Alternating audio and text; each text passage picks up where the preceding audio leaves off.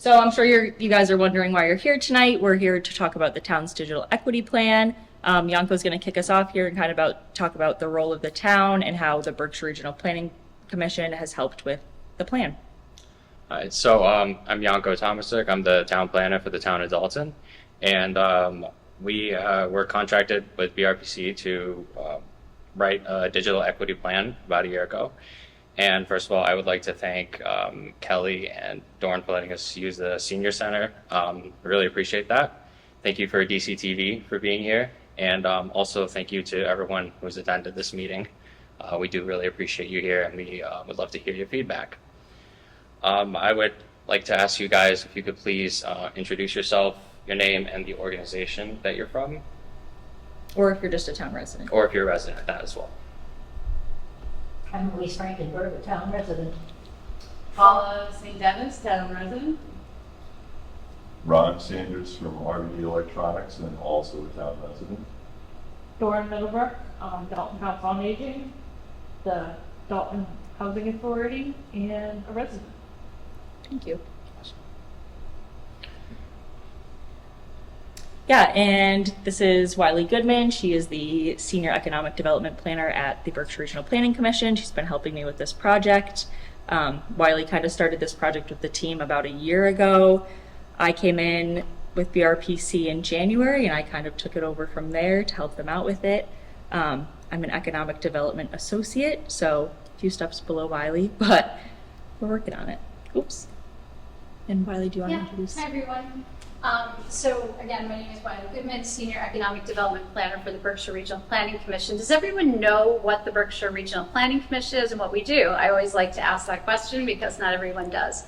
So Berkshire Regional Planning Commission has been around for decades, and we are the every community in Massachusetts has a regional planning agency. In Berkshire County, we're particularly important though because there is no county government here. So Berkshire Regional Planning Commission serves a lot of the same or similar kinds of functions as county government in that we handle transportation planning, community development planning, like housing, zoning, master plans. We have a public health department. We have an environmental department as well. It deals brownfields and other things. And the department that I work in and that Jocelyn Latvalla, who's also a Dalton resident, works in, does economic development. So towns in Berkshire County can essentially hire us as consultants when they have an economic development issue. And in this case, the funder for this project is the Massachusetts Broadband Institute, which is the state's broadband agency. And they were given money by the federal government, by the Biden administration through the Infrastructure Investment and Jobs Act, which many of you may have heard of, to basically address the digital divide. Does everyone have what are people, when I say digital divide, what does that mean to people? Anyone? Well, some people can't access the internet because of funding, probably. Yeah, for lots of reasons. It might be because they can't afford internet or a new computer. It may be because they don't have the skills. It may be because they live in a household that's down a valley or up a mountain and the service is really bad. And we all know in the Berkshires how that was the reality for many, many years before the state, through, again, the last governor and Mass Broadband, did middle mile and last mile programs that helped bring internet service. Everyone remember the DSL with your spinning laptop and all of that, you're spinning Microsoft. So hopefully that has gotten a lot better because we have definitely better access to the internet than in years previous. But we haven't solved all problems, and there's many of them. And so this plan, the town again, contacted the Massachusetts Broadband Institute, reached out to every town in the entire state and said, do you want to address digital equity in your community? And Dalton, to its credit, raised his hand and said, yes, we do, because not every town did. We are working with about 14 communities in Berkshire County, starting in Pittsfield. Dalton is just our second, so they've been a guinea pig for small towns, and we really appreciate that. We've learned a lot. The digital equity environment in Pittsfield, of course, is quite different than Dalton, and it's quite different yet again in the high fiber communities like Washington, Windsor, your neighbors, and Beckett, and some other folks that have high fiber. That's a very different reality there. So they reached out to the Mass Broadband Institute. They said, yes, we'd like a digital equity plan. And then the town had to say, well, who do you want to help you with that plan? And then they were given two options. They could have had us as their consultant, Berkshire Regional Planning Commission, we're their local organization, or they could have hired said, we want to work with a private consultant. And in that case, that's a firm called BHB. I don't know where BHB is actually based. Hi, Tom. And they said, we'd like to work with BRPC. So we said, great. And we started going to work. And with that, I think I'll turn it back over to Jocelyn to explain kind of what the work involved was over these many months now to get to the draft of the digital equity plan that you all have at the table there, and which we will now tonight be starting to look at some of the key recommendations in the plan, which the town has $56,000 now given to them by the Mass Broadband Institute to actually implement some, not all, of the recommendations in the plan. So you're here tonight to look at the recommendations that we've narrowed down, the town has narrowed down, that are on the wall, to look at them, to give your feedback on them, to suggest maybe other things that we overlooked, and to help us kind of rank them from the most to the least important. So I will turn it back over to Jocelyn. Yes, and you do have what's on the wall. You guys do have a handout in front of you, so everybody should have one. If not, there might be some at some of the tables behind you, just so you can have an up-close view. Before we get into the PowerPoint, Janko's going to talk more about the implementation money and what the implementation money means and how the town can go about using it.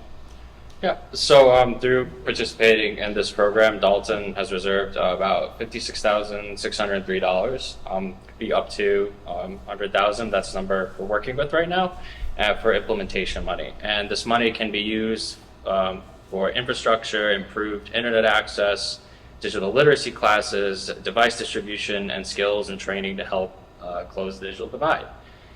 The information, as Wylie said, gathered from this session is going to help us be better informed on what the town's needs truly are. The only way we can do that is really talking to residents and getting direct feedback from residents. For example, the digital skills through hybrid programming at the senior center have been made able by a grant, and we understand that this money is time limited, about 1 year, and that not all the recommendations that are in this plan are going to be able to be implemented. So to that end, we're asking that you prioritize 1 to 2 in each category, and that you will think are most important and that will be of the greatest benefit to the town of Dalton. Thank you. And before we get going on the PowerPoint, one more thing. Doran is just going to introduce some of the hybrid programming that they're doing at the senior center and some of the other tech-related stuff that they've been doing to kind of help close the digital divide really before BRPC got in the picture with things. Sure, whatever you want.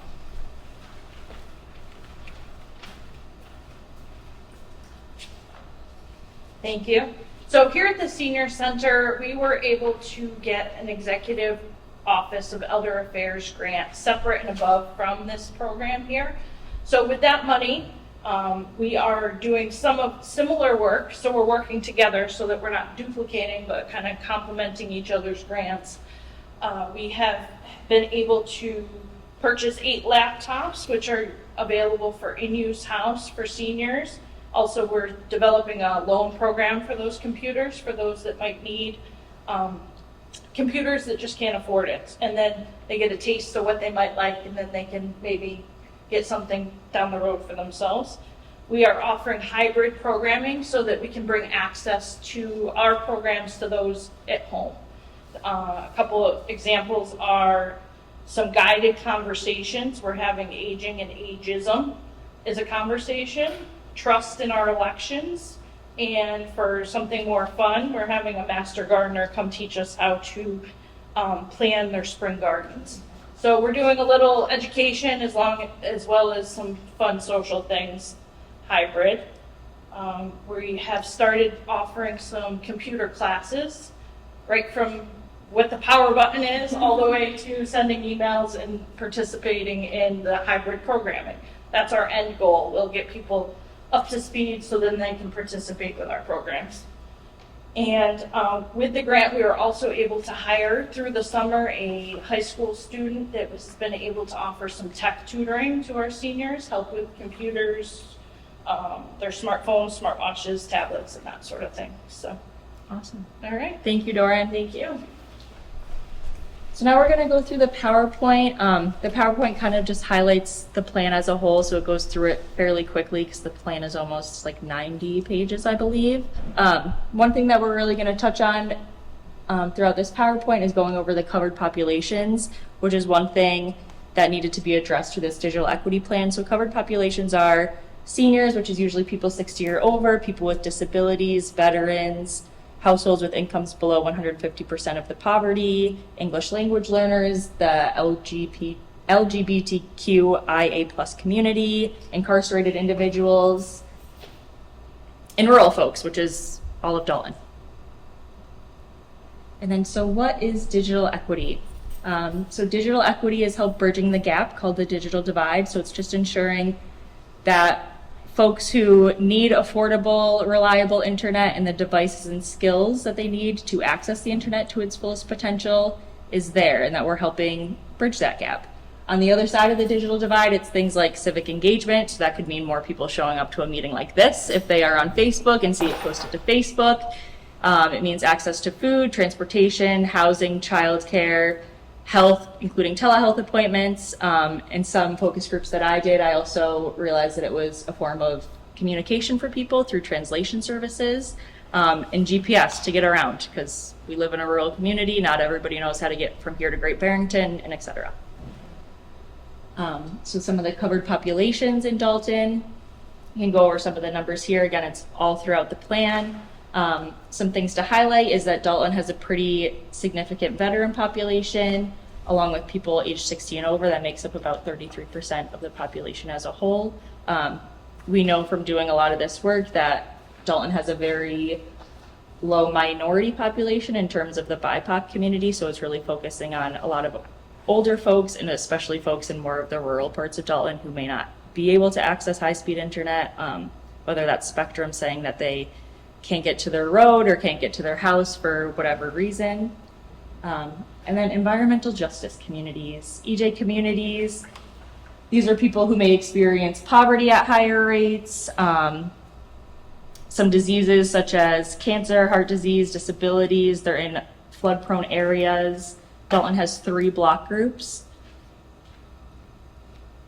And then affordable housing. Dalton has an affordable housing authority. There is 2 locations. One is Pine Grove Manor right across from the park, and the other is Pomeroy Manor, which is on East Deming, behind where the old general store was there.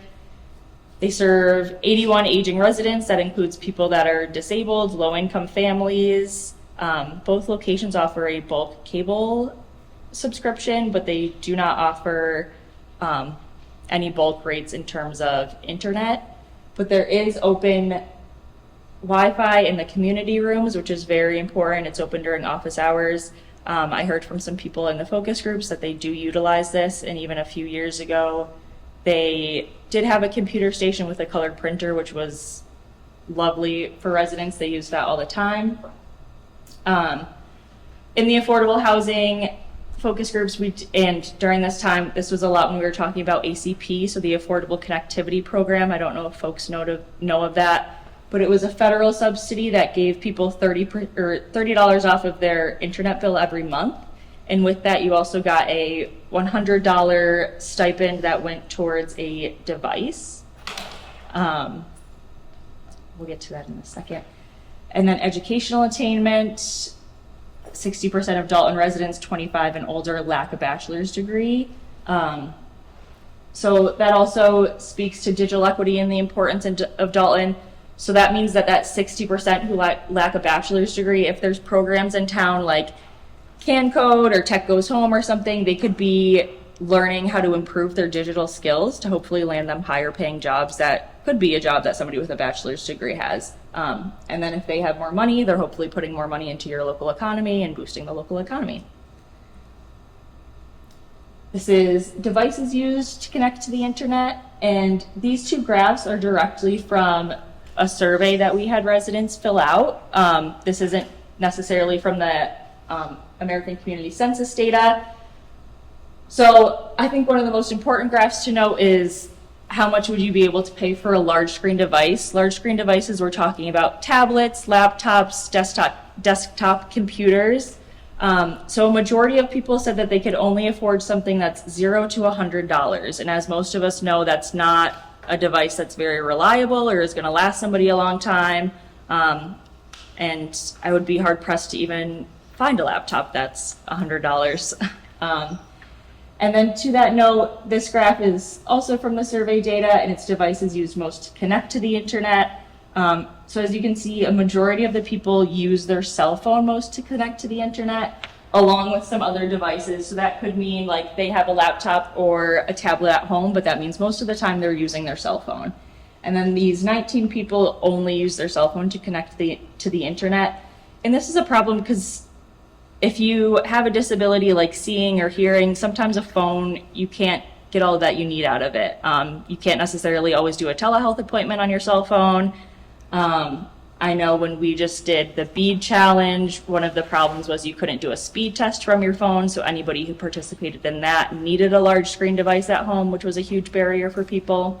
And large screen devices are kind of just, I think they're taking over more than the cell phone. Our cell phones increasingly get bigger and bigger each year in every model that comes out anyways, which speaks to the need that people do need more large screen devices even to just see what they're looking at on their screen. Computer ownership. This graph is a little bit confusing with everything going on, but at the top you can see that it has the households with computers, and then on the other side it has the households without computers. The Dalton households without computers at all are most likely to be with the householder not having completed high school. So that's 11.99%. And again, this kind of just speaks to the importance of the town having some sort of lending program, whether that's through the library or the senior center, because we're not just saying that this plan is going to put money in the hands of people to then buy a device that's $500 if they can only afford one that's $100. But that might mean that they know that they can go to a trusted place like the library, or if it's a senior that frequents a senior center, they can go up to Doran or Kelly and ask them if they can lend it even for a week or 2 weeks, and maybe they can see what model they like. Maybe they realize they don't want a laptop at all and they'd rather prefer a tablet, or maybe they don't want a tablet at all and they prefer a laptop, all different kinds of things. And now the Affordable Connectivity Program, we touched on that a little bit, but ACP was a really big program that helped hundreds of thousands of families throughout the United States. It ended in April, I believe was the last one for it, but the ACP program was a $30 off subsidy a month. 419 households in Dalton were enrolled in that, but that's not even half of the households that could have enrolled in it. There were about, let me see here. There were over 1,000 households that could have enrolled in Dalton, but only 419 did. So that's kind of a huge discrepancy. So that also points to, like we were talking about before this kind of started, like marketing and how the town could market these subsidies and know that they're available to people, how the housing authority could market it, or even how the senior center could market it, whether that's a huge 11 by 17 poster that says ACP is available to every senior, everybody that's on SNAP. ACP was available to every household. If you had a household and your child went to a Title I school, which all of the schools in CBRSD are Title I, so that means every household with a child in it who attends a school in Dalton could have been receiving this subsidy, but they probably weren't, and they probably didn't know about it. So it's just kind of creating more synergy between the different organizations in town, and the town, especially with like the school. They could have sent out a notice just to encourage more people to sign up for it and get the subsidy. And with the subsidy came the $100 off discount. And through our data that was collected, we found that only one household utilized that discount. So that means there were another 418 households that could have been getting $100 off a device, and they were not utilizing it or did not know about it. Then we go on to broadband and internet access. I'm not sure if everybody knows, but the FCC recently this year changed its definition of high-speed broadband, and it's now 100 download over 20 upload. And in this chart, this was a chart taken with, people who conducted speed tests through the Ookla speed test. And as you can see, there's only 318 tests that met that federal minimum. And then there's 1,000 that are above it, which is, nope. Never mind. Sorry. 318 meet the federal minimum, and then there's quite a few that do not. And this speed 25/3, that's a very, very, very low internet speed. That might be ideal for one person living alone, but if you have two people using two devices, that might not even be good enough. And then this is residents working from home. I don't know if you people can read that, but it says, this was from a community outreach event. Somebody wrote, "It's terrible as a nurse to work at home and have to go outside due to bad Wi-Fi on a work call." So that just kind of speaks to the importance of having reliable internet, especially in a town like Dalton. We may not seem like we're that rural compared to like Hinsdale, Peru, or Savoy, but this speaks to the volumes that people, maybe even in town, don't have the best service. Community assets, these are places and programs that are going to be working towards or to close the digital divide, or already are working to close the digital divide. That's like the CRA, Council on Aging, the library, and then there's places in Berkshire County that are not in Dalton that are working to close the digital divide, which is Habitat for Humanity, Hillcrest, and Literacy Volunteers of Berkshire County. DCTV is a huge community asset. For Dalton, we were told by Kelly that seniors love to watch DCTV recordings online. In one of their recent school committee meetings, there were over 350 views. So that just kind of speaks to the volumes that people are utilizing that asset. People are going online. One thing kind of personally that I would love to see is maybe some tech videos going onto the DCTV YouTube page so people can utilize those there and just use them at their own will. Whether that's something like, where's the power button on your computer, or tips to prevent sort of like cybersecurity stuff around the election, banking fraud, things of that nature. Another community asset is a stationery factory. There are so many small businesses in the stationery factory, and there's a lot of businesses that are also using a lot of technology, whether that's manufacturing, CAD, lighting, and audio production, just with the music in general that happens there. And then the schools. So CBRSD is the Central Berkshire Regional School District. Within Dalton, there are only 3 schools. So that's the elementary school, the middle school, and the high school, Craneville, Nessus, and Wacona. Within these 3 schools, there actually is a lot of digital literacy programs happening at the current moment. And starting in Craneville, students have access to Chromebook carts, and their teachers can request it so the kids can use Chromebooks in the classroom. And then once they get on to middle school, students have assigned Chromebooks for themselves, but they can't take it home. That is a little bit of a barrier from some students as they get into middle school, but that's just because they found that the cost goes up a lot with repairs and things breaking when they let kids in that cohort take them home. But they found when kids get to high school that they're more kind of responsible with their things, and that every student at Wacona can take their Chromebook home at the end of the day. They are responsible for bringing it back the next day for their lessons. And Wacona currently does have 10 computer and science classes.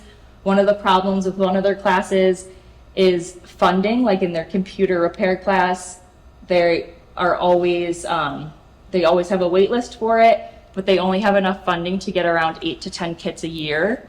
So not enough students can participate in that program, which would also mean it would be great if they could kind of supplement that in a way, maybe with reaching out to some local businesses at the stationery factory to set up some internships. And then the focus groups that we conducted, conducted two focus groups with the Housing Authority and at the Senior Center. Most of them were with older adults, rural. A lot of them expressed having fears when ACP ends around affording their internet bill and what they were going to do, and if there were any other subsidies or different lower cost plans that they could get themselves on. And then a big concern for them was internet safety and cybersecurity. A lot of older adults are hesitant to do things like banking online and even purchasing online, which, as we know, in a place like Berkshire County with limited shops, it can actually be really helpful for some older folks who might be mobility challenged if they can learn how to use Amazon on their cell phone or on their laptop, and learn how to use banking on their cell phone or their laptop so they don't have to get in the car every day to go to the bank. And then this is some of the survey data that we took from the survey: people's age, their highest school level that they've completed, and then how they feel about internet safety. And as you can see, a lot of people are very concerned about internet safety. Even the not very concerned isn't, I'm 100% not afraid of the internet at all. So it still speaks to volumes that no matter what, some people do have a little bit of fear. That's that. Thank you. Any questions? That was a lot. Yeah. So I have a couple of questions for you. We'll post it on the town website. Yeah. Sure. Do we know what the population is that is in need of training? Do we know what the quantity of those people are? I would say for a majority of the training, it would be seniors. I don't know the exact quantity.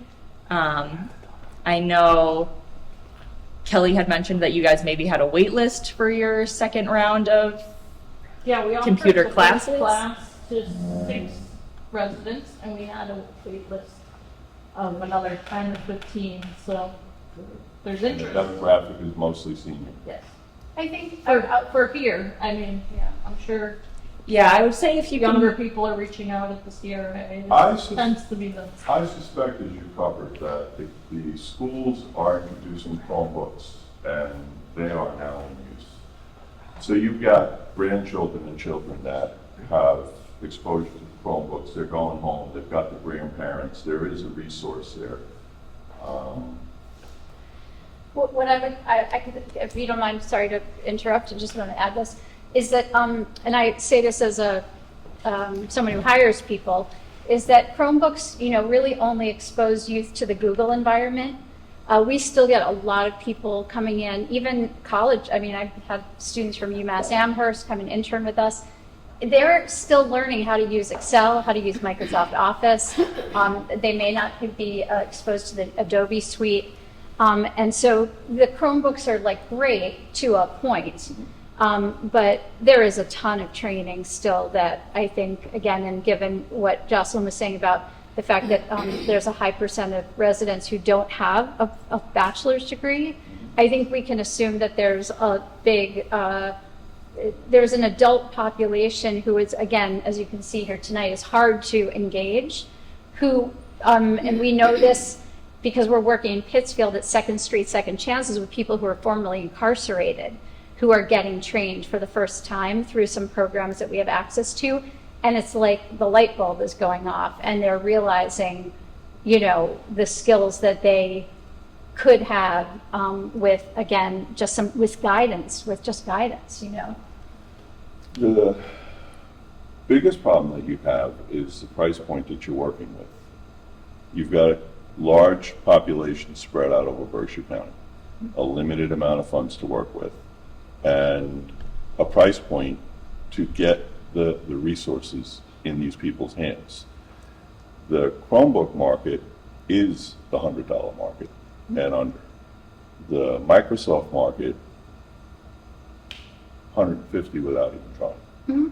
Yeah. And that's just for the basic unit. Now you want Office. Office is licensure, $5, $10 a month minimum. So, and then you've got the complexities that come with learning Microsoft products and the exposure to the virus world. I remember when I was trying to teach my mother how to use a computer. It was painful. I never was successful in helping her. And it's what I do. Yeah, and I would say, again, an older adult may not need to know the Microsoft suite. I mean, we know that a lot of seniors are more comfortable on tablets, just they're simply easier to hold. You're right, there are different segments of the population. Again, younger adults, GED grads, and working adults, they need to hopefully start to get more comfortable with a larger screen device with more complex programs, we would hope to. Also, we've heard from Malari Employment in Pittsfield, which is a recruiting firm. There are medical firms in Boston that have come to the Berkshires looking for people to do remote work, and either people don't have devices or they don't have skills. So we think there's also opportunities for people to be able to work from home, even a mom who's No got doubt. kids in school, right? No doubt. So I think there's just different populations, and the 56,000, that's just what's been given to Dalton. We're thrilled that every town we're working with is basically being given about that same pot of money.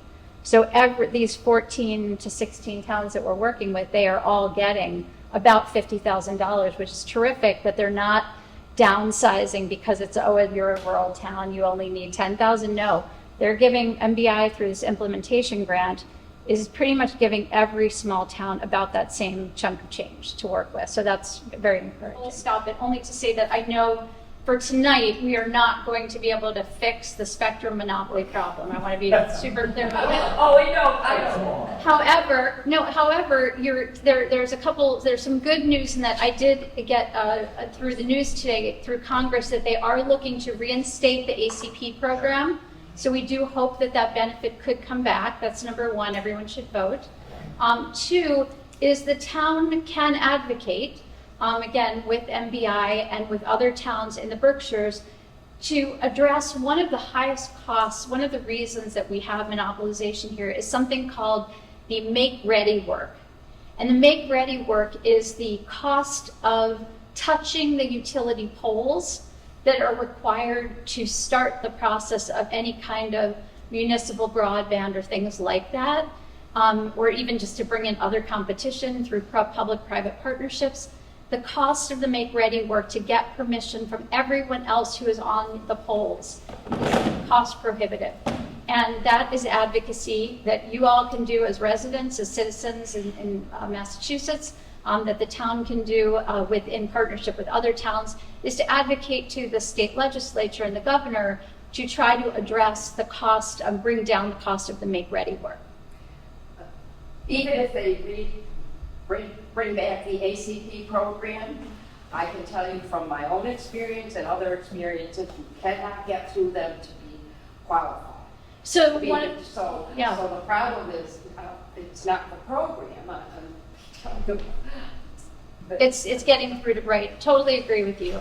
And so one of the other costs, one of the other potential uses of some of the implementation funding is to actually hire on a part-time basis, not as a staff person, not as a benefited full-time salaried person, but on an hourly basis, a digital navigator. So that would be a person that you could come to who might be one day at the senior center, one day at the library, one day at the youth center, etc., who you could come to work with you on your behalf for whatever the issue was, whether it's fighting back with a cable provider, whether it's a fraud issue, whether it's getting you signed up again for ACP if it gets reinstated. So a digital navigator is one potential use of the 56,000. Let's transition over to that for time. What time is it now? It's about 7:45. Mm-hmm. So this is, I think, a good time for us to start to dive into the nuts and bolts of these four categories that the Massachusetts Broadband Institute is allowing that every town, they have these four buckets that towns can apply their funding to. And then these are recommendations. These are just some of the recommendations, not all of them, that town has narrowed down for the purpose of this plan. You all have a copy on your table. And Miss Branch, is it? Yeah, If you want, Yeah, Rachel, thank you. If you want to move up and join your, fellow people, fellow residents up here to have a shared discussion, that would be great. And what we're going to do, Jocelyn, I'll let you take over from here, is explain to people sort of what the next step is in our night tonight, and going over these implementation recommendations. Sure. So you guys have the recommendation sheet as well on your tables. If you guys want to look at that, and with each category, well, because there's not many of you, if you, as an individual, want to go up and label your top 3 in each category, so just put, there's markers there, put a 1, 2, or 3 next to some of the most important to, I guess, whatever you think is unimportant in each category. And then as a group, if you also want to either look at the ones there and think that there's one that you think is the most important, or in the plan, in the back of the plan, there's a fuller recommendation sheet. If you want to pick any of those ones that you also want to add, that's why there's some blank space on the bottom. Feel free to do that as well. Thank you. You want us to number? Yep, you can number them. Your most important to least important. So 1 is the most important, 3 would be least important. Like on each sheet? Yep. So yeah, I think again, probably discuss it amongst yourselves. Don't feel like you have to just go up there right away. I think this is sort of hopefully a conversation that we can all have. And you've got folks from the town here, Tom Hutchinson, your town manager. If you don't know him, raise Tom. And Tom and Yanko can maybe also speak to how they narrowed down the recommendations, to the ones that you're seeing. If you want to look at the entire plan document in the back of it, you'll see all the recommendations. So if there's other things that you want to, again, add, we've left some blank spaces on the board for people to add things that maybe we've overlooked.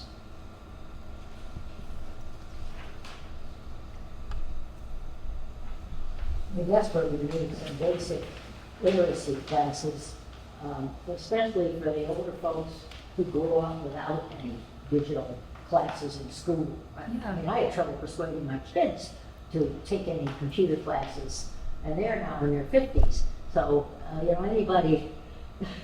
anybody older than 50, really didn't learn it in school, and they're very reluctant. I think we need a class that tells people what the advantages are of using the internet if they have not done so at all. Yeah, I think that's a great idea. Like speaking with their grandkids, searching for something they want information on without having to go to the library.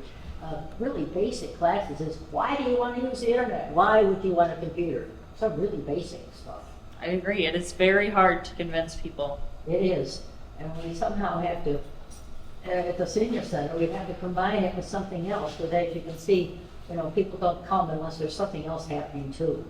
Often, Kelly and Doran have tried to add something after lunch, but if people know it's going to happen, they sometimes don't want to do it. Those are usually health-related things. But if there's some sort of incentive to come, okay, we'll have refreshments and come and hear all about why you want to how to talk to your grandkids or something. Yeah, I agree.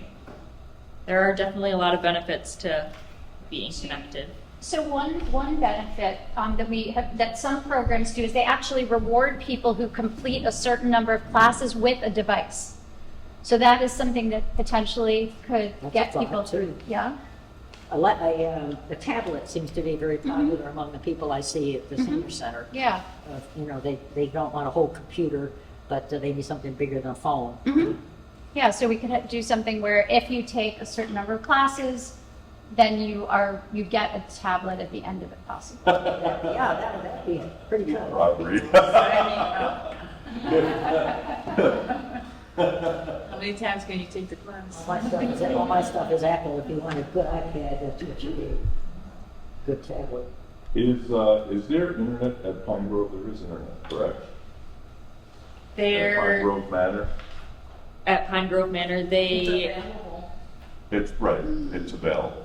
So to extend the fiber ring, that's just for fiber, so that we can offer a more expensive 1 gig solution.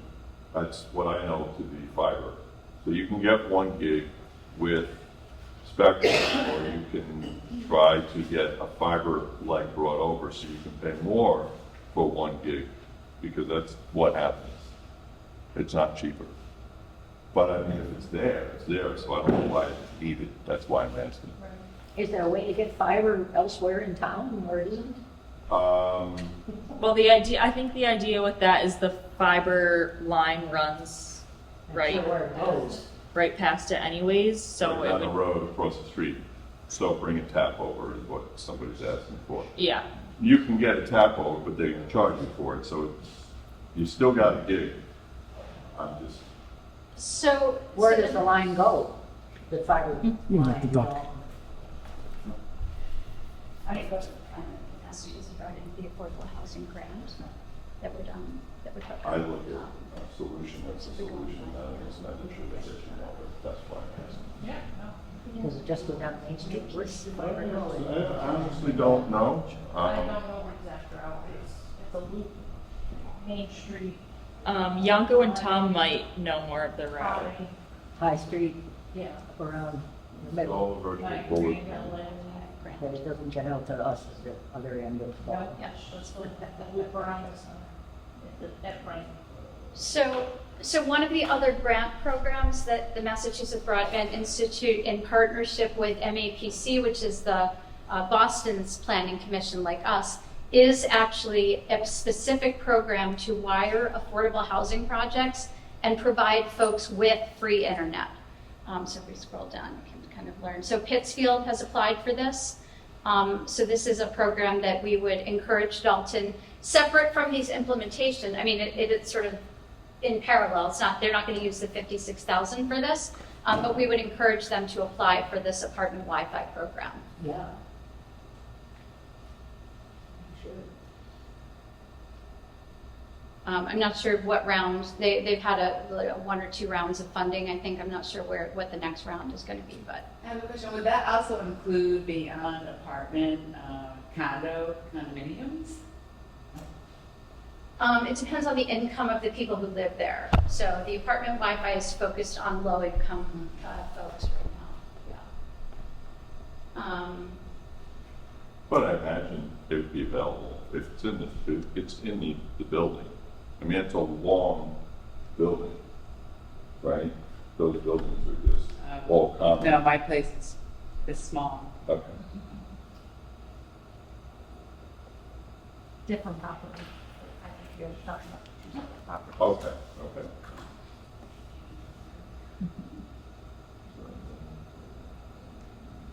Would it be helpful to kind of just walk through again, like each of the different buckets and kind of, we can like talk, because again, we're such a small group. What we marker, yeah, where's it? You can, what do we use your switch on? So the first one is cybersecurity. So we've got provide education about cybersecurity on the town's website and incorporate cybersecurity awareness handouts during large-scale community events. That's a pretty, doesn't cost, right? It doesn't cost too much for the most part. It's printing, it's maybe bringing in speakers to talk about things like that. But in general, this is a pretty, in terms of like the impact, it could be high impact, low cost. So we can think about each of these things in terms of like a cost benefit analysis, right? How many people could benefit? What will it cost?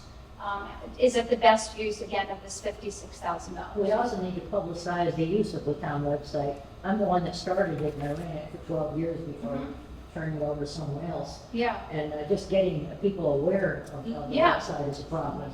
So, so just awareness about the town's own website and sort of what's available on it and stuff. I'm hoping if I write on this, it's going to be okay. It's not going to bleed through. I'm a little bit nervous. Bright light. So, yeah, I'm going to say raise awareness. Maybe I'd use a pen instead of digital marker. I think I'm okay. The town website generally, okay. Okay, the next one is host quarterly cybersecurity workshops with the Western Mass Office of the Attorney General. Again, I don't think they're gonna, yeah, good, great.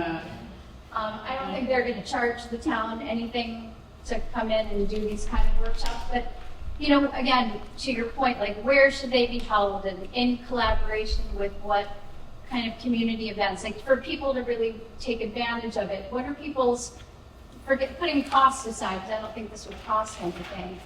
What are your ideas about how an event like that could be well attended? I'm not sure that's necessary, actually. Okay. We have a very active triad group here in Dalton. Oh, okay, And what's that? we have, they're constantly talking about cybersecurity and all other kinds of security at the triad meetings. Oh, what is And, Triad? we have a fairly good turnout. It's the biggest one in Berkshire County, biggest triad, most active one. What is TriAD? It's you have people from the sheriff's office, the police department, I don't know, we've had the fire department, and, yeah. Well, what is the purpose, what is the function of The TriAD? purpose is to educate the older population on, well, Of variety of. Safety. yeah, what they can do if they have a problem about something, what the police station does, what the groups do. Is that held here? Yes, it's right here, and it's once a month. Oh, great.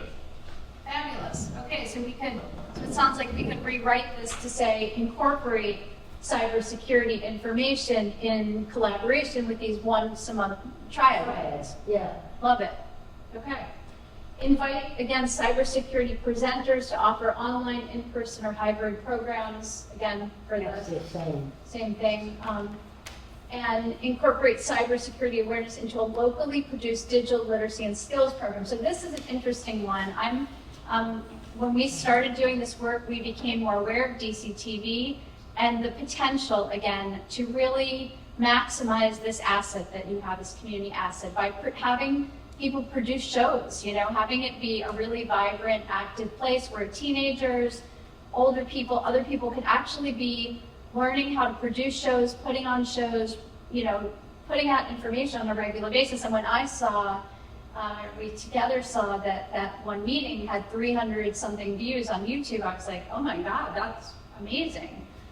So this would cost more money. And again, DCTV is here, so I don't want to put numbers to them, but you might want to pay that, or pay a producer, right? Pay a host, bring in people to do it. So that could be a truly, you could create a season of shows all about digital literacy, of which cybersecurity could be a component.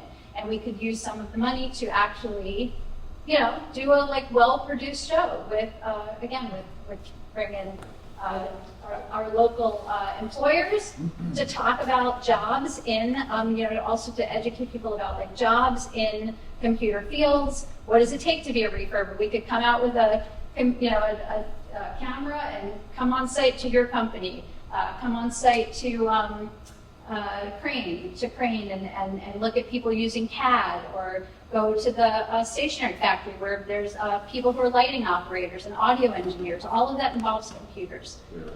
Beekeeper is a movie that's based on a woman who was taken advantage of.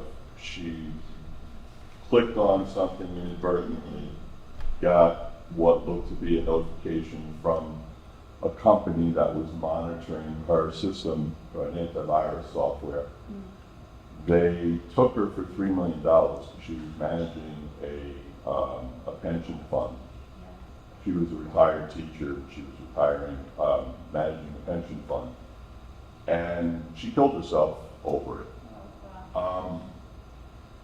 I receive 300 to 500 emails a day. And on any given day, I probably would tell you there's at least two that, as much as I'm in this business, I've got to look at and go, is that real?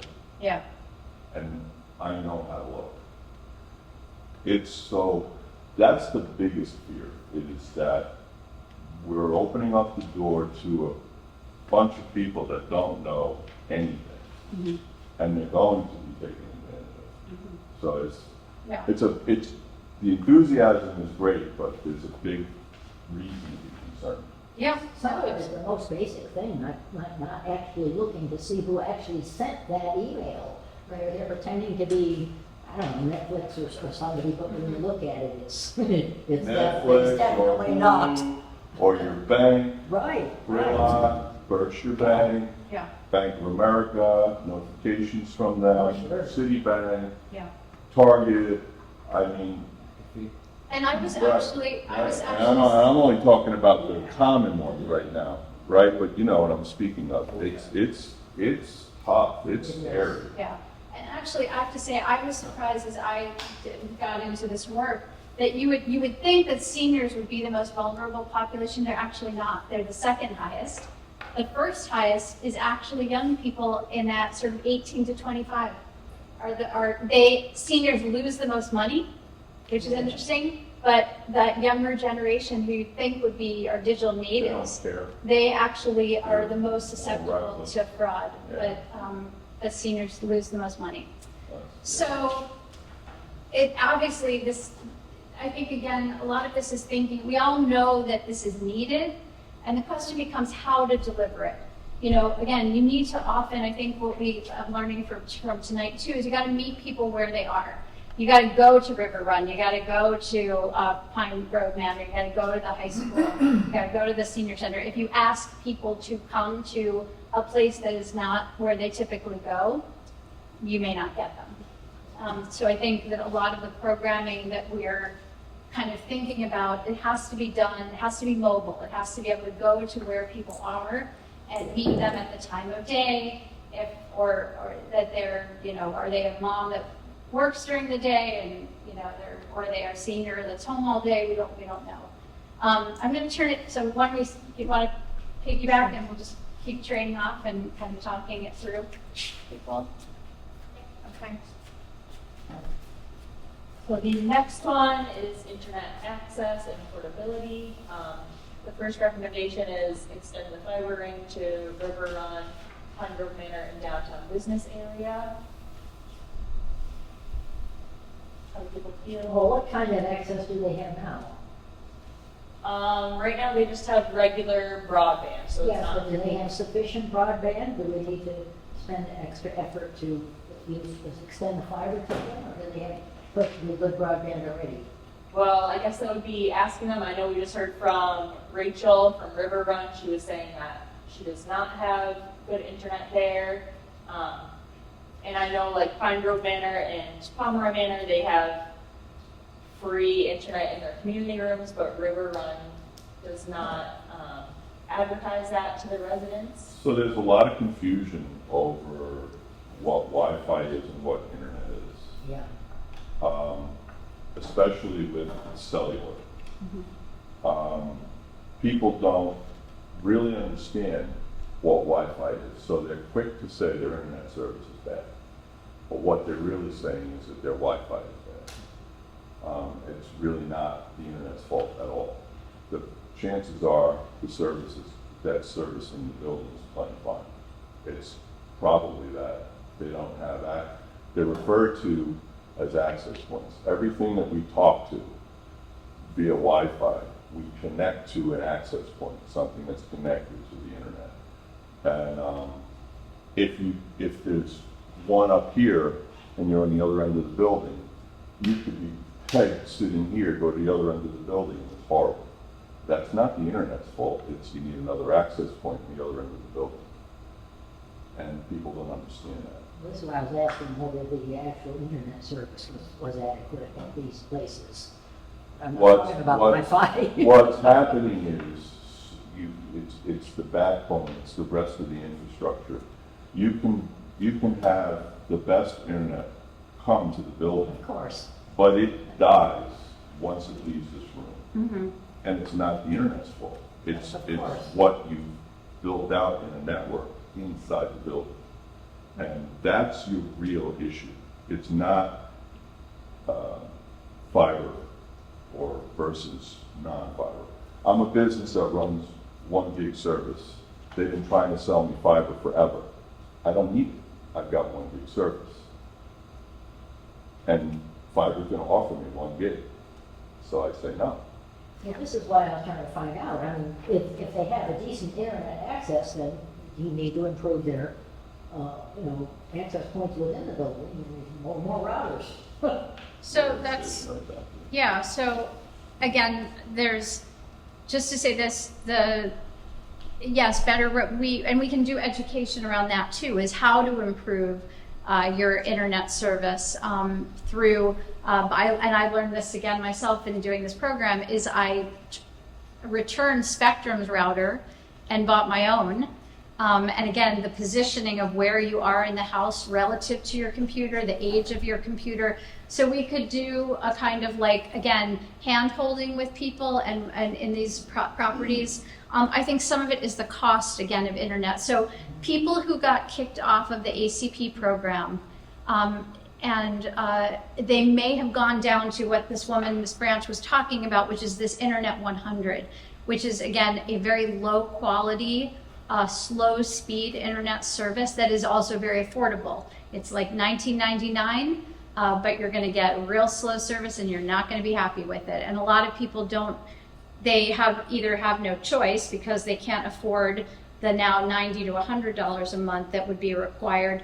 I will say that, again, through doing this work, what I have learned, and I think where there is a lot of opportunity for advocacy with the state, I'm consider myself a middle-class person, working adult.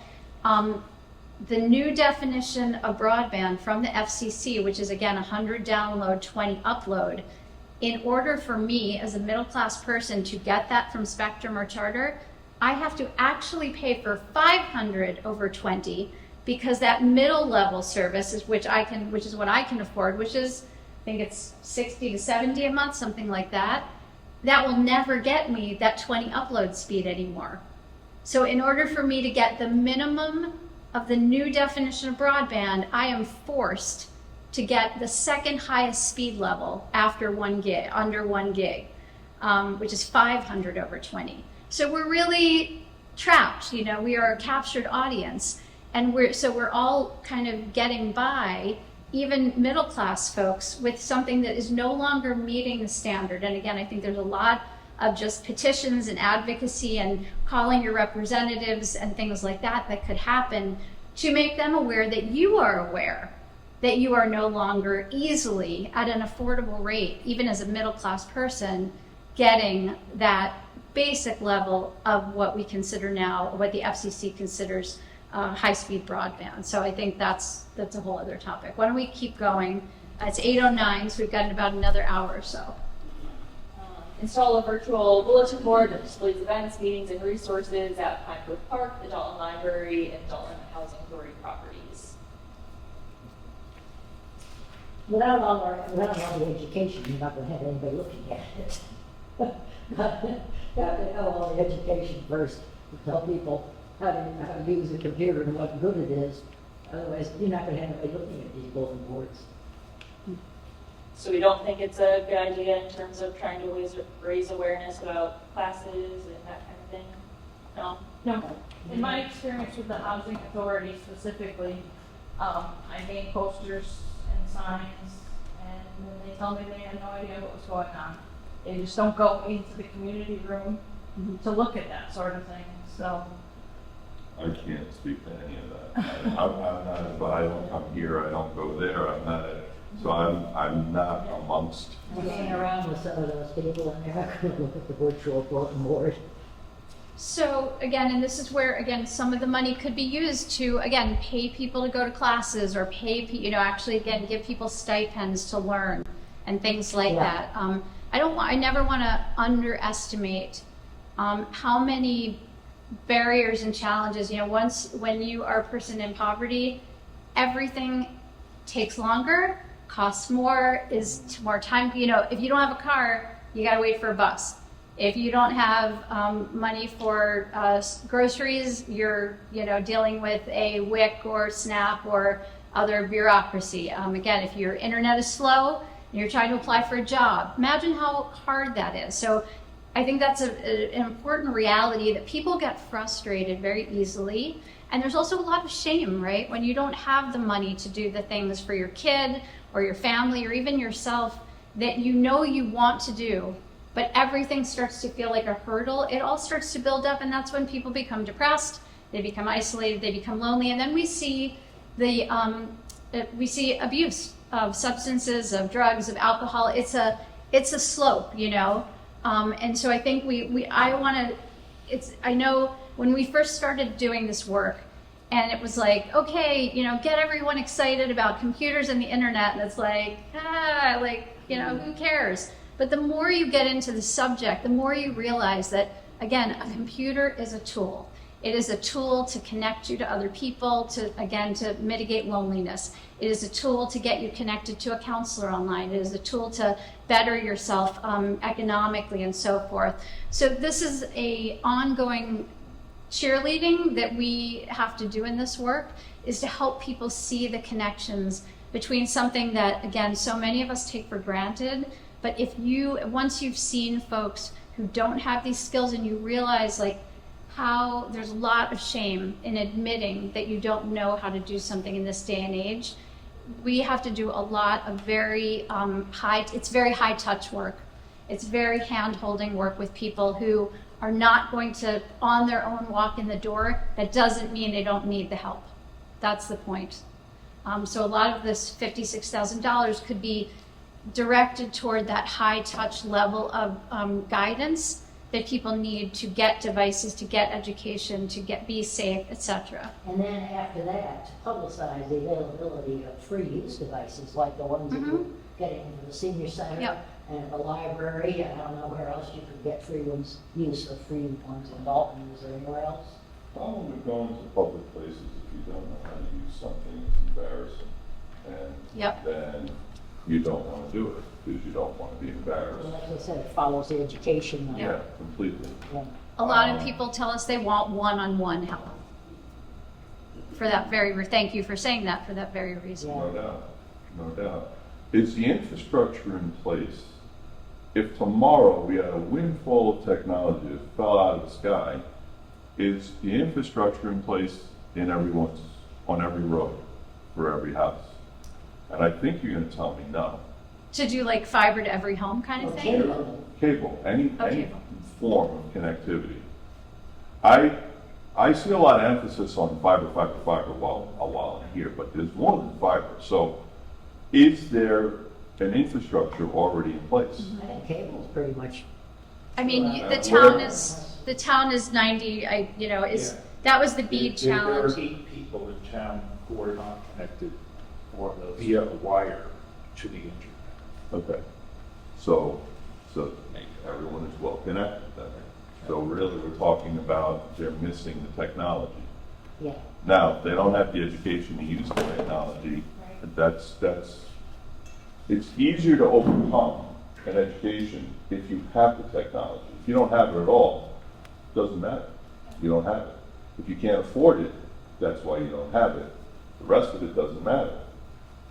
So how do you get it to everybody? To me, that's the biggest place to start. Identify who needs it, what's it going to take to get it to those people. The rest of this, so far, I don't know. It's not making sense to me. Well, it's getting them the technology, and then there's showing them how to use it. But if they don't have it, pretty much. right.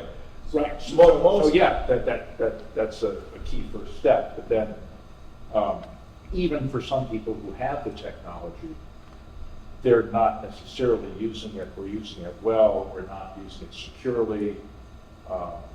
And then you have something to teach and a market to reach. But you don't have a market to reach yet. Well, I was surprised, actually. I was almost shocked at the number of people in Dalton who there were, well, okay, it was like 11%, but I think the number was 21 people who, of the survey, that just didn't have a computer in town. And then there were similar numbers for similar parameters that there were a lot of people who don't seem to be digitally active. I'll put it that way. Or even interested. Yeah, and I also just want to point out that, so like one of the implementation funding buckets is devices. So eventually we are going to get to devices. So if we all decide tonight that we don't care about cybersecurity, we don't care about internet access and affordability, and everybody just wants to go towards devices, and that's something that we're going to put in the plan, that those who attended So, care more about seeing devices and education. But before we go to devices, and I think it would be a good thing to go to that next, since that's where it all begins. I just wanted to offer my support for So, the DCTV connecting with community-based organizations and all working together in order to provide various forms of digital literacy education. And I will also note that the library has had a Wi-Fi hotspot lending program, but they did not find that it was very well used, and we don't know why. As far what as is I a know. lending program? I'm sorry? What is a lending program? How do you lend Wi-Fi? a hotspot. It was a hotspot, yeah. So you lend the hotspot? It's Or like they how- come there and use the hotspot? No, It's Lend- like how lending. people take out books, so they would go there and request that they want the hotspot for a week, and then they Yep. fill out whatever forms that they need to, and they So is it cellular? So, Yes. Yeah, It's cellular. yeah, so that's another alternative to Spectrum, of course. It's Right. just using Right, your cell phone, or a hotspot, which right. then you're. Actually, if you want to promote a product, that would be what you would promote. The backbone to get cellular up to 5G. Because if you've got cellular well served with 5G, you've got your connectivity. And chances are, and that is Wi-Fi, that is not wired, Right. and probably easier to get that going. I'm sure we actually have 5, I think we only have 4 still. We have 5G in certain areas. Yeah. But it's I not, think we're having to pay for 5, but we if we only have were, 4. but if we were willing to throw some money at these phone companies, we could probably get more cell towers promoting more 5G. And then you could have those devices that are connecting via 5G. We do a lot of camping where we go roll all over the place. And I don't worry about whether or not I've got Wi-Fi at the campsite, as long as I've got cell service, I've got it. Yeah. And I just set up my phone as I tether to the phone, boom, off I go. Yep. Most times I'm connected to 5G, I've got better service than I would if I was sitting in a rec center underneath their Wi-Fi. Yeah. So, Yeah, I think it's somewhat geography dependent, right, Yeah. in terms of the quality of service. I just want to show people, this is, in terms of the devices, this is from the US Census, which you'll note has, again, because it's a small community, can have a high margin of error. But this is telling you, how many people in Dalton have one or more type of computer devices. So out of, 2,907 population, this is saying, 2,669 have some type of computer. I feel like something's getting lost here. But the people who have like a smartphone with no other type of computer device is 228. And the people who have no computer is 238. Again, high margin of error, 147. So you got to take these results with a little bit of a grain of salt. But if we, if you consider these as kind of rough estimates, there's probably, if I had to take a guess, somewhere around 300 to 400 people in the town that are only connecting to the internet with a smartphone, or they have nothing. So that's kind of what we're looking at. I think it really just comes down to affordability across the board. Right. I agree with that. People who can't afford internet don't buy devices Right. because they can't access the internet because Right. they can't afford it. So they're not in a hurry to get a People device. don't have Right. internet from their computers and a cell phone because they can't afford both, one or the other. Yeah. So I think really the focus needs to be affordability more than anything above and beyond, because the internet, we know the internet's there. It's in our community. Yeah. People, if they can afford it, can have it. Yeah. Right. That's not the issue. Yeah. In my mind, the fiber ring's great, but it's not necessary.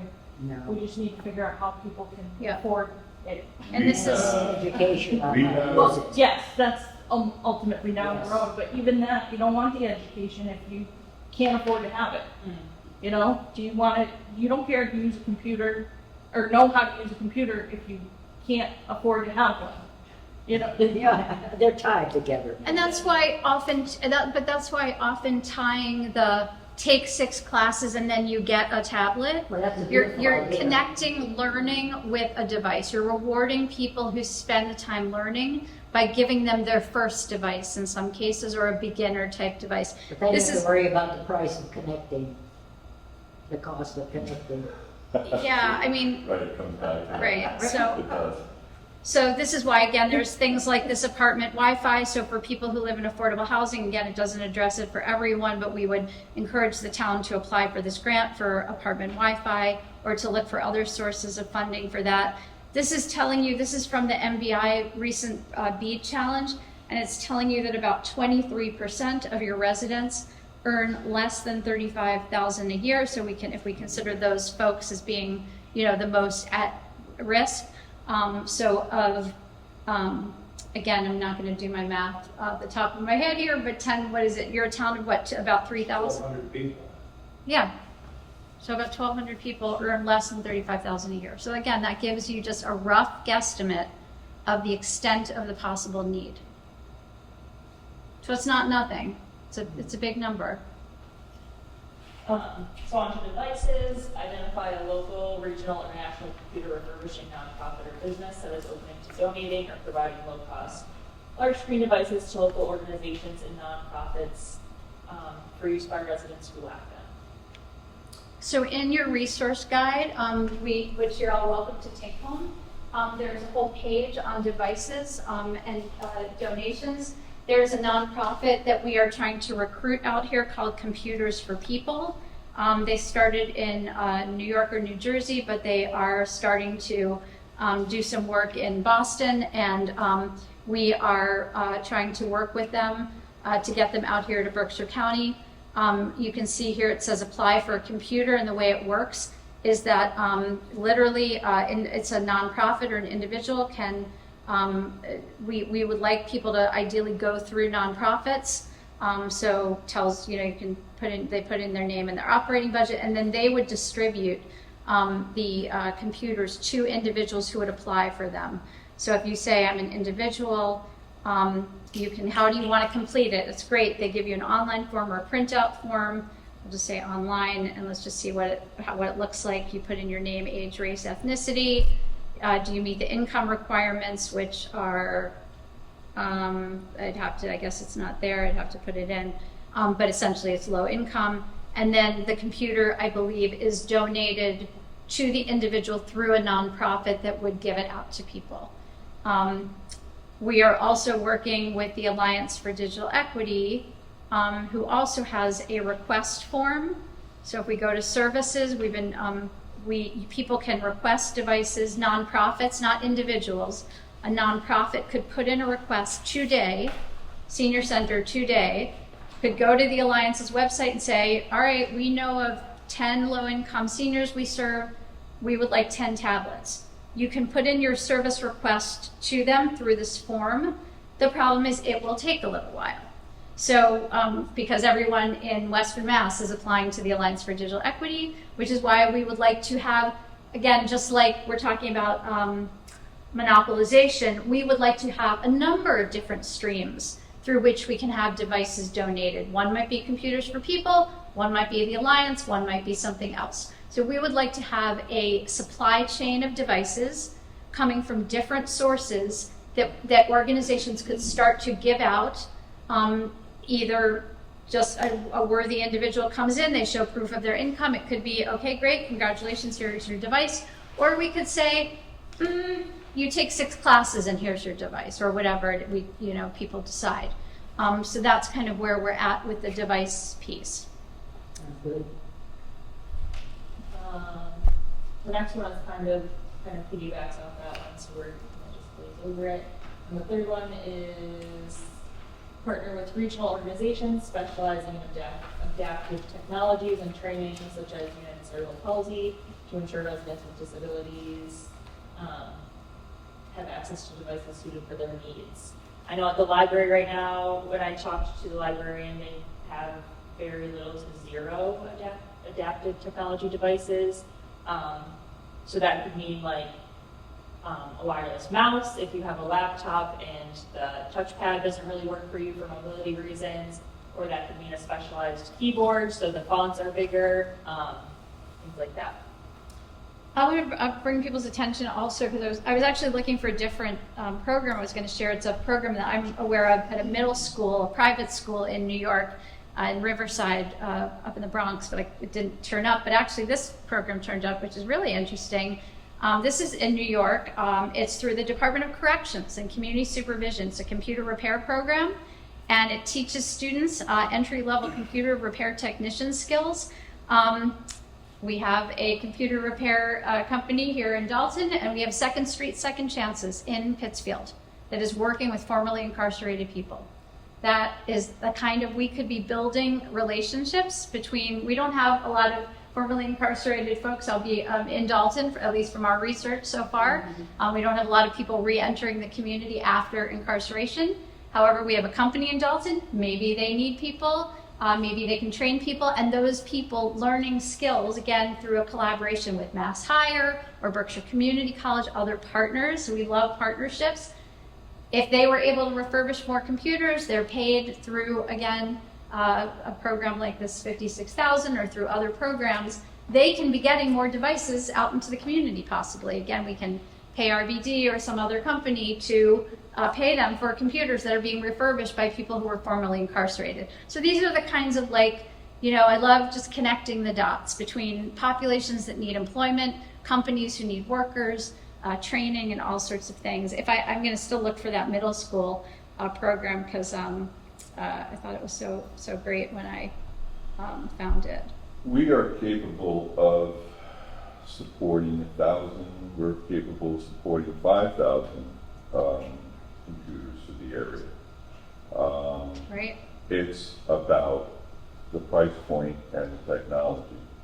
And I would have to think about what I could configure that makes economic sense. When you speak about a Windows machine, sticking the license on the Windows machine is $25 for every license. Mm-hmm.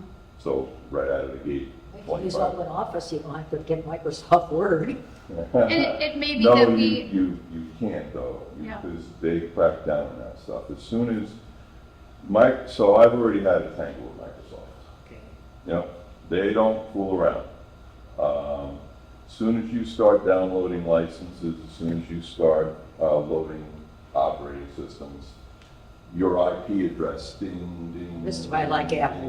Ding, ding. I'm an Apple for decades. So it doesn't take very long. You know, they're set up to look for that. Yeah. So you know, now I'm licensed to put OSs on those machines, but it's $25 for every license I put on. There's no getting around it. Yeah. So that automatically takes that $100 machine and pops it up just for that one license. And all I've done is given you a machine with an operating system on it. Mm-hmm. It doesn't have any apps. So I am very much a Microsoft person, but speaking, and we've spoken about this, speaking to the needs that you're describing, I'm thinking of a low-cost solution to get out there. When you deploy Chromebooks, there's zero cost. Yeah. And for, again, a lot of people, and yes, that may be enough. You're in the ecostructure of Chrome, but you've got mass.gov, you've got your Social Security, you've got your Medicare, you've got your doctors, you've got everything that you need access to on a website. It's not just the Chrome ecostructure, it's the internet. Yeah. And that's what you're looking for. Mm-hmm. So,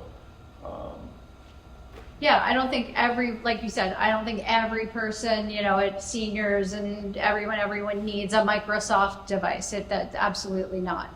Again, it could be the kind of thing where we start people off with tablets, someone who's motivated, someone who takes online classes that we connect them to with North Star or Tech Foundry in Springfield, if they show some, initiative and interest in, learning programming or something that's a higher level, those people, again, possibly we can then have them apply for a higher level program. And again, it may be that it just covers the cost of the first year of an operating system. We're not covering it in perpetuity. These are just to get people started. Again, it could be devices that live here at the senior center or live at the library that a digital navigator comes in, teaches a class once a week on, again, higher level Microsoft skills for employment. And people come in and they just use it for that particular purpose, and then they're returned back to the library. So, yeah. Do you want to take over the last? Sure, yeah. Yep. Okay. Okay, so our last one is digital skills. I think that's the most important one. Seek funding to expand, again, adult digital literacy and skills classes at town assets, library, senior center, CRA. Again, in conjunction with identifying a shared multi-town part-time digital navigator or AmeriCorps Lead for America Fellow. They cost $35,000, I know that, to support residents on a range of digital skill and equity issues. So the salary for a digital navigator, I have to look it up. I'm a little bit nervous to quote something. I'm going to say $25 an hour, but don't quote me on that. So that could, just to put a number to that in people's heads a little bit. Well, you wouldn't have a full-time person, would you? No, it would not be a It's full-time somebody person. came once a week Yep, or exactly. or whatever. Yep, something like that. That would be high priority, I would think. Yeah, could be. So seek grant funding, again, to create, this is an interesting one, give this some thought, people. Seek grant funding, but again, the grant funding could be part of this grant, to create a downtown tech hub where people can drop in for digital skills classes leading to digital skills certificates. This is an interesting one because, again, what we're seeing in Springfield and some other places is that they do have these nonprofits, one of them being Tech Foundry. There's another one out of Boston called Tech Goes Home. It's a little different. And you probably all heard of co-working spaces and things like that. That was kind of having a moment a few years ago, I think less so now. But I will say that, if you're, let's say you're an unemployed, you're a formerly employed person who worked in manufacturing, or you're a waitress, or you're a, I don't know, I'm just throwing out professions here, maybe where someone was downsized, or they want to upskill, they're like, I worked at Midas and I've got some tech skills, but I'm bored there, I'm not getting paid enough, I'd really love to upskill. They're not going to come to the senior center. They may not come to the library because it's like, well, it's quiet, I can't talk to them. It's like, I don't feel a connection to the library, I don't feel a connection to the senior center. Where do these people go? So you create a space at the stationery factory or at a vacant storefront downtown or somewhere else. It doesn't feel like, I need help, I'm going to a social service agency. No, I'm going to a place where I'm going to learn digital skills. This is a cool, hip tech hub where I can come and drop in and learn digital skills. That's a very different vibe for certain people, right? Yeah, Tom. So that would need staff. Yeah, it could be, again, it could be that digital navigator, it could be open certain hours, it's not open every day. Again, I don't know what rent costs, I don't know if there are vacant spaces in the stationery factory. It could also even be like an umbrella of the library type of thing, or like the DYC or CRA, it could Well, I'm be. thinking about McCann, I'm thinking about Conic, BCC. Who wouldn't want to go to a school? You're not going to feel any certain way, you're going to get educated. It makes sense to be at a school, they're already vocational techs. What would it take? Is anyone approach them? This is way beyond just a local town thing. You've got to teach the basic education, and when you're doing, how to use your computer in the first place, and then make them aware that there are certificate programs online. But here's the thing, again, for some folks, if you don't have, North Adams. or let's say you either don't have a high school Right. degree, or you just have a high school degree, going to BCC, again, do you have a car to get to BCC? What are your hours? Maybe, so you've got to travel to a big scary college, a big campus with like an enroll, and it's like there's bureaucracy. We're trying to sort of give people a taste of something, right? Like we're going to create a very small, again, it's a part-time sort of hub where you can drop in. There's like no big pressure. You're not having to like register for anything. You don't have to go through financial aid or anything that seems really daunting. It's just That was not actually my point. The certificate programs are for high-level computer skills. They're not something that these people we were trying to teach how to use a computer for are anywhere near for able to do. Well, there's a program called North Star. If you want to pull up North Star, maybe. There's a program called North Star that we work with. William Stickney Adult Learning Center in Pittsfield also has access to this program. And North Star starts out as a very simple, self-guided kind of digital learning program. It was started in Minnesota. I don't know if it was at University of Minnesota or just with the state. And people can do a self-guided digital assessments for themselves. But then, if they want to get a certificate, they need someone like me or Jocelyn or a digital navigator to proctor a test for them. So they could be, we have been doing this again at Second Street, Second Chances, with again, formerly incarcerated folks.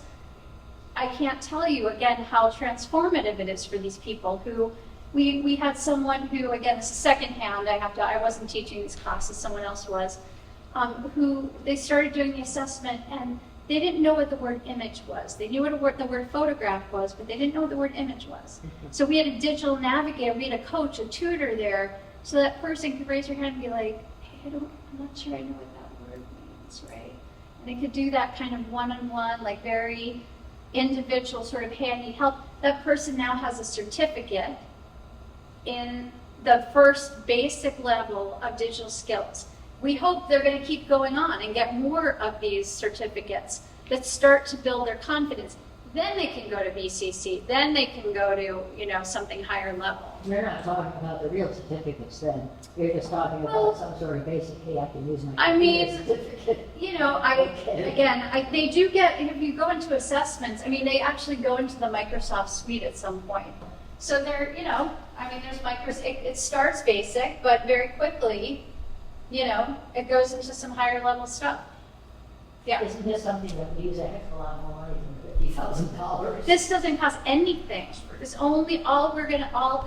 totally free. I'm setting up the place to do it. Yes, the tech hub, I don't know how much it costs to rent a space in downtown Pittsfield. I don't know. Yes. It's not going to take the whole $50,000. Yeah. First, just a reminder that what we're talking about now is what to do with Dalton's bunch of the money for Dalton residents. So while everything else is great, we're trying to look at how we spend this money in Dalton for Dalton, for Dalton residents. It seems to me as though you can collapse all four of these items under digital skills really into one. Which is a Center for Digital Skills Training and associated staff. The problem that I see is, what happens when the money goes away, which is closed down, and then, what happened to that, Now, one of these does say seek grant funding to create a downtown tech hub. That's what we were just talking about. So, Are there grants? So again, this 56,000 could be some of it. Again, let's put some numbers. Let's say it's $1,000 to rent a little storefront in downtown Dalton. I don't know. So that's $12,000, right, for the year. And then you get some devices donated, maybe from RBD, or you get some from other places, and they cost. Let's pay RBD. So let's pay them and 500. 3D printer, gotta have it. Yes, no. So you get. What do you need a 3D printer for? Because you always wanted one. How do you use it? So we get but let's be serious. Maybe we get some nicer Apple computers. Why? Because at a stationery factory for the people doing audio, if you want to train people in audio engineering or or sound or whatever, or editing videos or whatever, for Dalton Community TV, maybe you do need to be in an Apple environment. You guys actually have an Apple computer, right? Several. Several. Perfect. Great. And you need the staff. Fabulous. that's Maybe Dalton Community TV could be this expanded site of a tech hub. I'm going to put that one out there. Because we get more people 9 to 5. using DCTV in a more active way during the day when it's available, right? What was my point? So we got $12,000 to rent a space. We've got $25 an hour for a digital navigator who works part-time. They work 10 hours, put a simple number on it, $250 a week for 50 weeks. Somebody do the math for You me. need somebody there all the time, though, if you're gonna rent a space. If people are coming there and using computers, you have to have somebody there all the time. Maybe some of it is volunteer run. Yeah, I don't know. volunteers for it. I don't know. 12,500. 12,500. Okay, so now we're at 20. We spent about half of our money on renting a space and having a digital navigator. We're going to pay $500 or $1,000. Let's say again, we're going to get some nicer computers or get some Microsoft, whatever. We're going to spend another $4,000 to $5,000. I'm really throwing out numbers here on some nice computers and devices. So now we're at And the licenses. and the license. So that's at about 30. So now we're at 30,000. We still have By Apple, you don't need the licenses. 26,000 left. We still have $26,000 left. That's a lot. That's a lot. So I think this could, it could go a long way. We produce a show. We pay stipends. We're going to pay stipends to people to take classes, to start to reward them maybe, or we're going to pay stipends to them to train at Dalton Community TV. So a typical stipend, maybe again for a year is maybe it's $5,000 a year for a stipend or something. Again, depending on the length of what they're doing, or to produce a show. How much does it cost to produce a show? Can you throw a number at me? I don't have a number, no. Okay. Not So, much. Yeah, $5,000 to produce a show. Again, another $1,000 or $2,000 for people as stipends. We do a pilot with River Run, or we do a pilot with Pine Grove. We get, you get 8 people who are your little guinea pigs, and we pay them a stipend, and they have a great experience. They go and tell their friends. We're sorry we can't do a stipend for everybody, but we get people excited about what something is, and that gets it. So you get, now we've spent through $56,000. Maybe we're getting closer, but there's a lot you can do. So I really want to, I know we're not going to solve all of this tonight. What time is it? How are we doing? 45. 8:45. Fabulous. We've used almost the whole 2 hours. I would like in the last 15 minutes, so that this is not just me talking, I would like each of you to go up and just, again, put a number, 1, 2, or choose just 3 things maybe. Or you can, 1 or 2 things in each category. 1 is your top choice, 2 is your second choice. Put a 1 and a 2 in each category, what you think are the most important things. We will give you our email addresses, so if you have ideas after tonight, you're welcome to email us. We are trying to finish this plan. We're very close. And I do want to, again, encourage all of you to leave with our resource guide, which has a ton of great resources that are available now for free in many cases, that you can share on the town's website, on the senior center's website, and share with friends and family, anyone else, so that they know there are free classes on North Star, free classes through Tech Foundry, virtually in Springfield, that you can take and get a free computer, free tablet after 6 classes. That's now. People can be doing that. So do we have any questions before we stop? We so appreciate all of your giving of your night, and we thank you for your really, really your important insights. In the last 15 minutes, again, please take a moment, go up to the board with a pen, and just write 1 and 2. Yeah. I just wanted to say, Wylie, first of all, great job. Second, what you were saying about the tech hub, I feel like that is an excellent starting point to get pretty much everything kind of looped in some way, shape, or form. Well, you're kind of reading my mind a little bit. What does the town have in the way of space available? I don't have any space that I could set up in my facility and I don't even know how many people I need to set it up for. We have to lease some.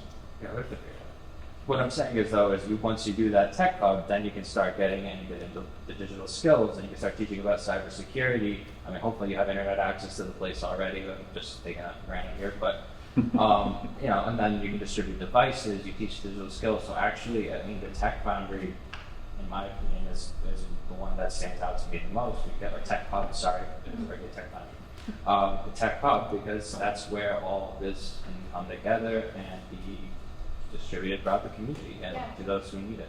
Yeah, so again, I mean, you've got the community, the rec center, right? That's a town asset, yes? The town, is it, it's a separate nonprofit though, right? Yeah, it's not a town. It's not a town, sorry. So, yeah, I mean, it could be, again, that You can't, yeah. it could be something that maybe just lives at the Talking about the community devices? center. CRA. Obviously, all right.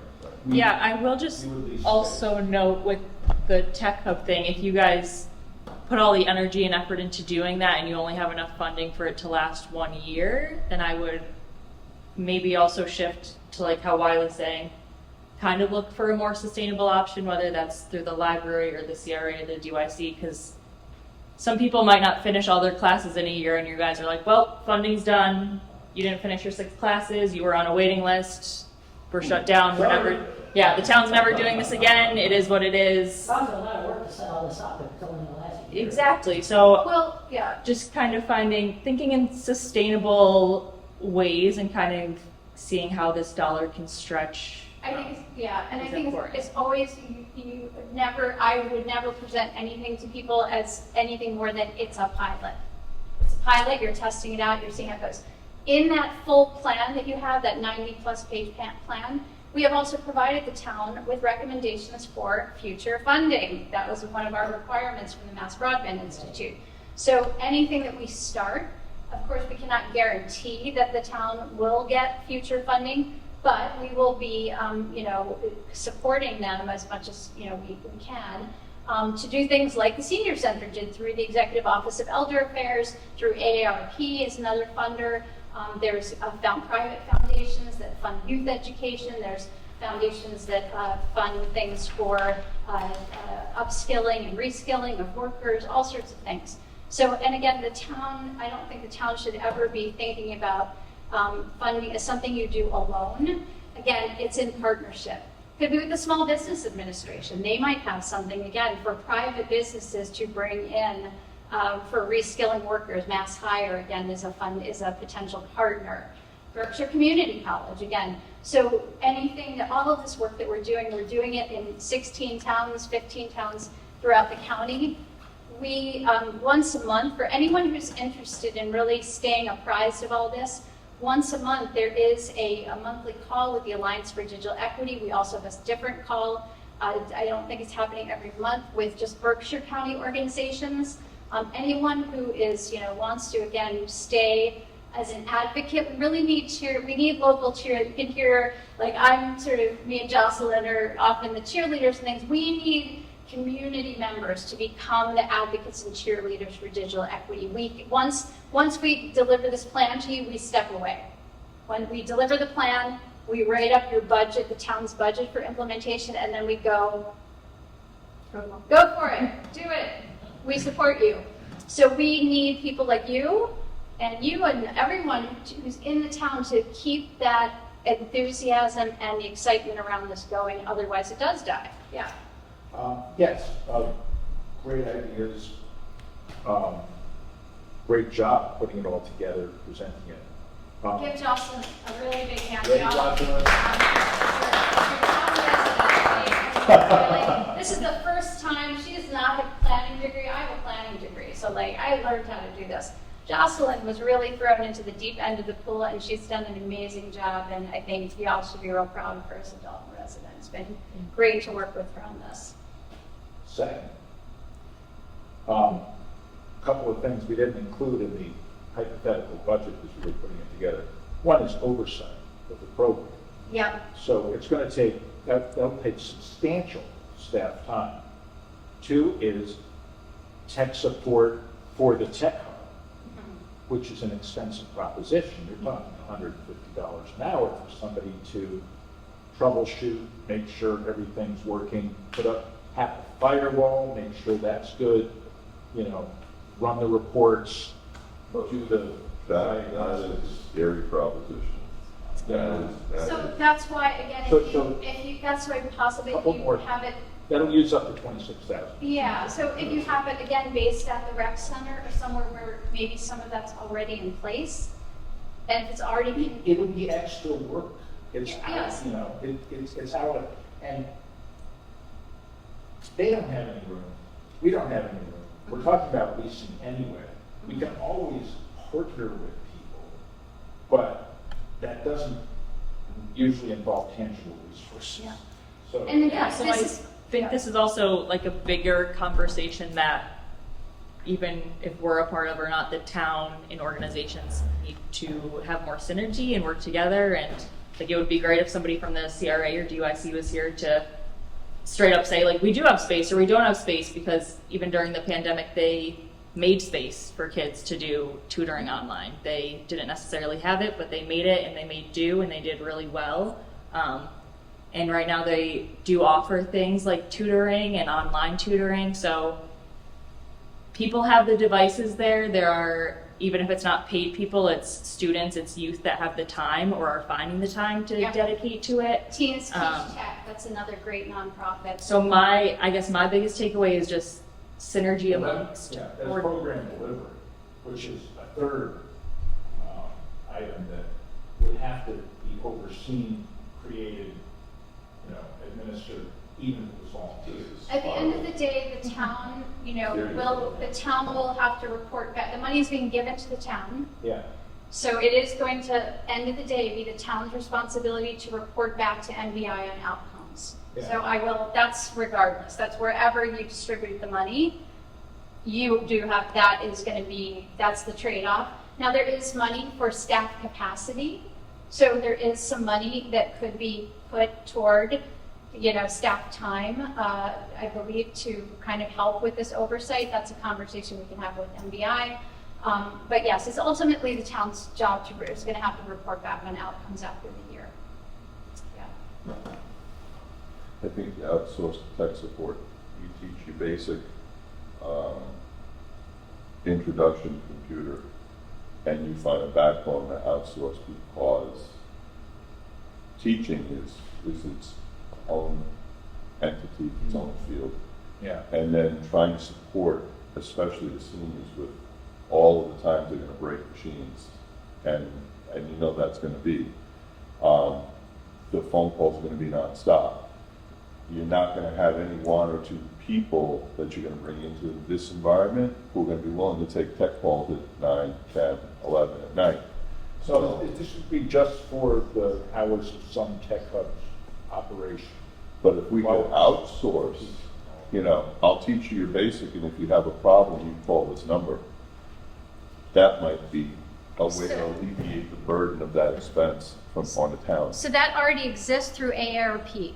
AARP has a free line, it's in your resource guide. Yeah.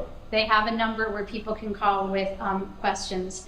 I'm not going to play this right now, but this is Boston's nonprofit's Tech Cafe, helps seniors navigate phones and computers, and this is a program from Elderly Brothers of the Poor, or Little Brothers Friends of the Elderly Boston, that has 3 core programs: digital dividends, tech literacy program, some others I won't go into, and again, they pay high school and Northeastern college students a stipend to work with seniors. So it does not, we're not presenting ourselves or the town as turning into, you know, Apple tech geniuses. These are, again, No, the schools are set up for this, which is why I suggested the voc schools or BCC. And if, as a feeder program to BCC, this could be phenomenal. The downside is campus. Have you ever been to BCC, by the way? It's not a big campus. Well, again, this is But for it's- Dalton residents. But I was gonna say, but you're sending everybody way down there, and they probably have a lot of reluctance to do that. So that's the downside of it. If we could bring somebody here, that would be great. But I don't know if we want to do that. But that would be the kind of partnership that we'd have to have, is people coming to Dalton. classes at the library, classes at the senior center, and And classes in the community rooms, possibly again, in the CRA affordable housing grants. programs, which is where we want to start again with our folks who are the most under-resourced, the most vulnerable in our environmental justice communities, our affordable housing locations, and so forth. We're going to give you all back your time, I think, and we're 5 to 9. Thank you to I put my DCTV. numbers up there. Yeah, yes, everyone put your 1 and 2s up on the board, please, and thank you to DCTV for recording all this, and we hope people watch it online and come to us with questions. If you have questions for the camera and for the people in the room, digital@berkshireplanning.org, very simple, digital, DIGITAL, @berkshireplanning.org if you want to follow up with us in any way. Thank you all so much. Thank you.